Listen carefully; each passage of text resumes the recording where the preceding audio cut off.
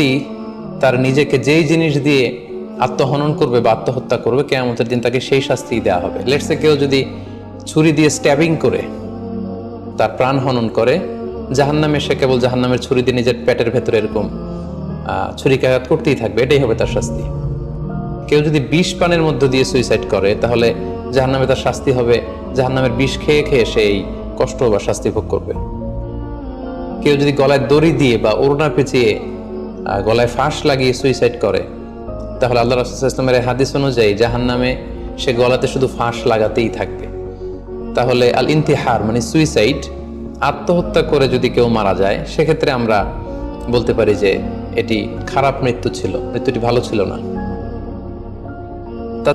এমন কারণে আল্লাহ তাআলা তার জন্য আত্মহত্যার মৃত্যু নির্ধারণ করে রেখেছেন, এটা কি তার কোনো পাপের কারণে?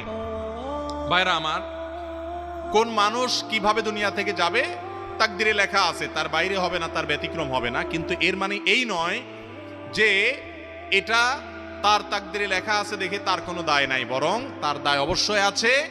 তবে তার দায়টা হলো কি, সে কেন আত্মহত্যা করার জন্য উদ্যোগ নিয়েছে এবং তার যে ক্ষমতা আছে আত্মহত্যা করার জন্য যে পদক্ষেপগুলো নেওয়া, সেগুলো সে কেন নিয়েছে, এজন্য তার শাস্তি হবে।